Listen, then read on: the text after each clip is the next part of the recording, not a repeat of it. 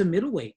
A middleweight, right? Yeah, because he fights at 168, but they're doing this catchweight at 178 pounds. And we are joined by Ryan Garcia. We're here with Garrett Davies. I'm gonna go on mute and go ahead, my friend. Hi, Ryan. How are you doing? I'm doing good. I've seen you on TV so many times now. It's just it's crazy seeing you right now. It's driving you mad. I'm on TV so much. Yeah, it drives me bonkers. Anyway, yeah. Merry Christmas to you, first of all. Yeah, you too, as well. To your family and everyone. How does your Christmas look when you're fighting on December the 2nd? I mean, it's kind of not like Christmas. You know what I mean? I don't really feel the same type of spirit I would if I was just relaxing and just not thinking about a big fight that I'm about to have. So I kind of just taking it like another day and make sure I get my training in. But when I do have time, I'll spend a little bit with my family. Because you've got, it's 5 siblings, isn't it? You've got another brother who boxes. You've got 3 sisters, mum and dad. Are you able to all see each other during these times or not? Yeah, because we kind of live in the same facility, like my house. Like we all live in one house. So, well, that helps. Yeah. So we kind of are able to, we are going to be able to see each other. We live together. So. The last time I saw you in the flesh a couple of rows away was when KSI fought Logan Paul, in Los Angeles. It was a great night. I think Justin Bieber was sitting in front of you. Mm-hmm. And a few others, Lil Wayne and all, his groupies and everyone else. And one of the things that I was talking about with Oscar De La Hoya yesterday was about how in a weird way, given how popular you are on social media, with whatever 7.7 on Instagram and 500,000 on Twitter, it's almost like the elevation early in your career as he had from winning Olympic gold in Barcelona, at the same weight. I mean, is it a pressure ever that there are so many people following your every move?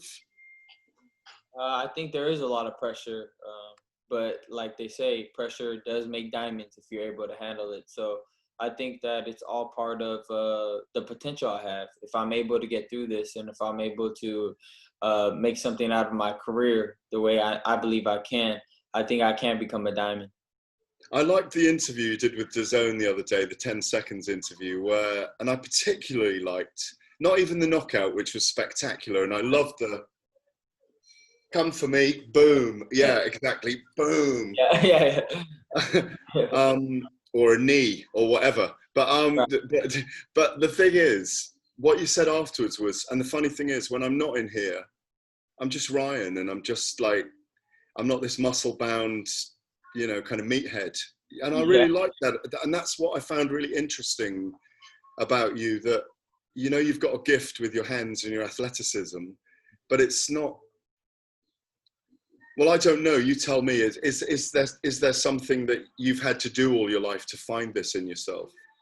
Yeah, definitely. I had to definitely search in myself spiritually and just within, myself, my soul, because, naturally, I'm not a very aggressive person. I'm not really a confrontational type of person.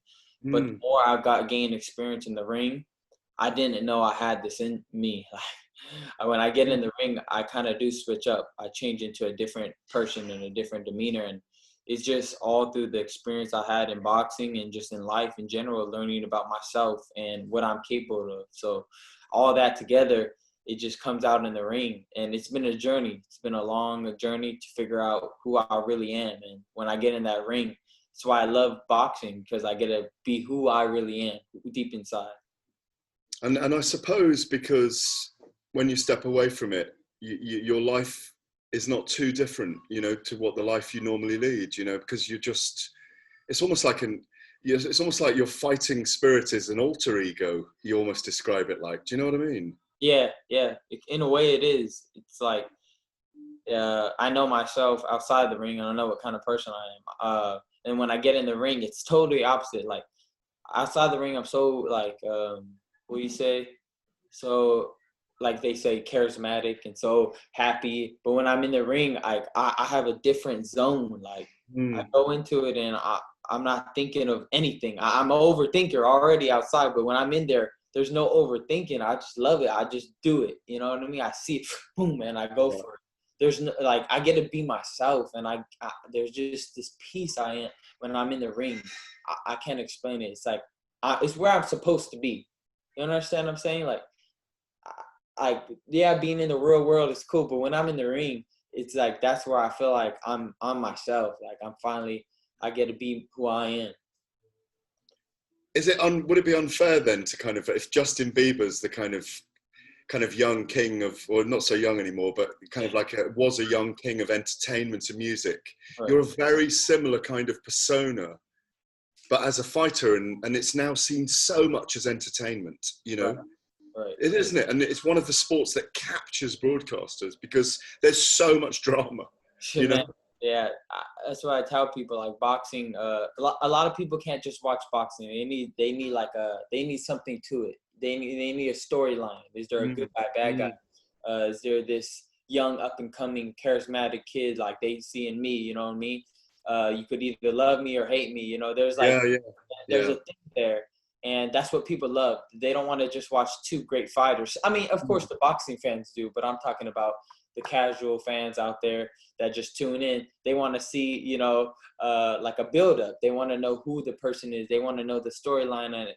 And I think that where I'm in position is they see him as this young rock star, and that I'm knocking people out. And some people want to root for me, like, and then some people are like, I don't like this kid. He seems cocky. He seems like he's arrogant. When in reality, I'm not. But when it comes in the ring, I do hold that kind of, in a way, like that ego, arrogance, but it's not like intentional. It's just like, all right, you want to fight? Let's go. You know, that's what I was going to say. At the end of the day, you are in a fight, so we get it. We do get it. You know, like, gotcha. yeah. Hey man, don't whip my ass. I'm just trying to box. No, it has to be like, I'm gonna whip your ass. You ain't gonna touch me. You know, you can't go into a fight like, oh, I'm just gonna box him and this, that. No, in my mind, I'm thinking you're trying to knock me out, and I know I'm trying to knock you out. So we can't really be friends here. I think you and Luke match up, I think, really well into a fantastic fight. I've known Luke Campbell a long time. He's the most decorated amateur in British boxing history. He's pretty much won everything. He's a tall southpaw. You're both tall lightweights. You're 5'10", aren't you? Yeah, 5'10". Well, so you're both 5'10". Yeah, 5'10". Yeah. And you know, he likes to fight long. He's a Southie. He's got good punches. We know he's gone 12 with Linares and Lomachenko in really good fights. You know, you can argue that he maybe even won the Linares fight, you know. He's a very stubborn individual from a very tough fishing port on the eastern starboard in the UK. He's desperate to be a world champion. And you get your step up, and I will call it a step up respectfully, like a step up in class against someone on a very high profile night when DAZN are pushing globally. It must be very exciting. It's a very exciting moment. This is the moment where, you know, I know that it's probably one of the most defining parts. It is the most defining part of my career so far. This is a night that, and it's the start of a new year where, you know, this is either going to be my era or I'm not going to be, you know, I'm going to take a step back and, I have to, you know, reevaluate. But I've never worked hard in my life for a moment. So if he's ready, I'm ready. He said he's going for the knockout. You know, I'm going for the knockout. There's not one thing in this ring that he's going to do that's going to make me doubt myself. So it's going to be a hell of a fight. And I know he says he's in his prime. I know I'm coming into my prime. So this should be a great fight. This should be one for the fans. And I'm going out there swinging. I'm going to leave my whole heart on the line. This is it. I feel like this is like a championship fight. I mean, it's not for the official world title, but for me, it's everything. It could be one of those fights where you, I think you've been the distance a couple of times, but one with them, I think one was a 4-rounder anyway, but this might be one of those fights that you have to go into the well a little bit, you know, and that's a great moment for a fighter of your age, I think, you know, against a guy as experienced as this, because you really, if you win, you're really in the big time, because look at the division. Teofimo Lopez, Vasyl Lomachenko, Devin Haney, I mean, Gervonta Davis. I mean, there are super fights there that will not just, I mean, your life's already changed, but they will catastrophically change your life, you know. There's so much.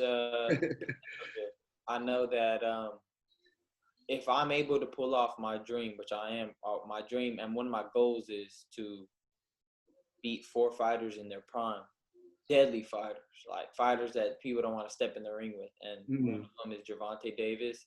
You got Teofimo Lopez. You got Devin Haney, all in their prime. And then you got Luke Campbell that says he's in his prime now. So if I could defeat all 4 of these dudes, and I plan to do it back to back to back to back, I could set myself up for potentially being one of the greatest. So that's my dream. My dream is to be one of the greatest fighters of all time. But to do that, it's going to take a loads of amount of pressure and guts and gamble, and I'm ready for it. And that's my dream. I didn't come in here to, like I told in one of my interviews, I said, I want to be done with this by 26. I don't care to be in it long, because I want to do something nobody has ever done.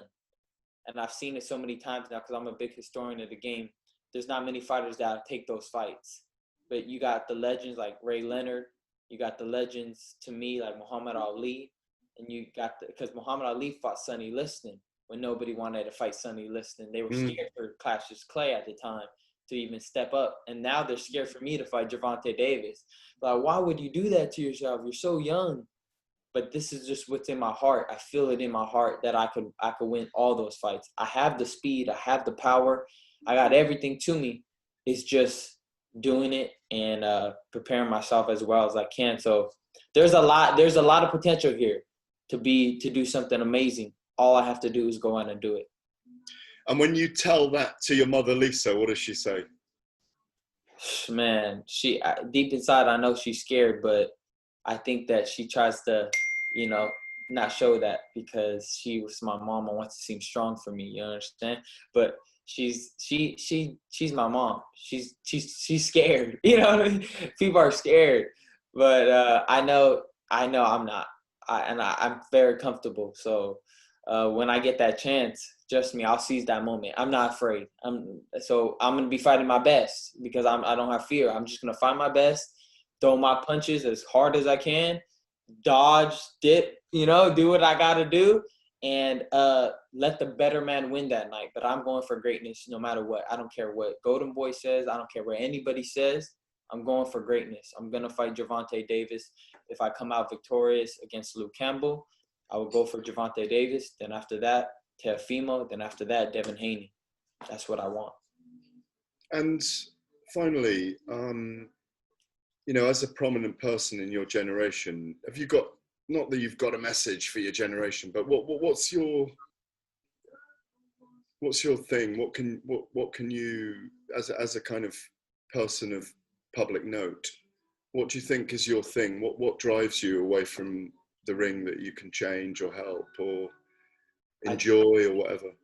I think my message to this generation, because we have so much right in front of us. We have so much things when it comes to social media, just ugly things, negative things that could affect a young child's mind with anxiety, depression. And I think it's so important for me to be an advocate for depression and anxiety and things to help kids in that manner. And I want to show them, even though we have all this, when we want something and we have the power to do it, because our minds is more powerful than any negativity in the world, and our heart will always prevail negativity. Good will always win. So what I want to just show those kids is, yeah, I got all these problems just like you, but we battle through and we come out on top. That's what I want to show. That's lovely. That's lovely, Ryan. Listen, have a great next 10 days or whatever it is. I can't wait to do the broadcast and see your fight and also meet you. Thank you so much for your time. Yes, brother. Thank you so much for having me. I appreciate you. See you later. You too. Thanks, guys. Thank you. I'll send it to you, Gareth. Thank you. Thanks. Okay, bye. Cheers.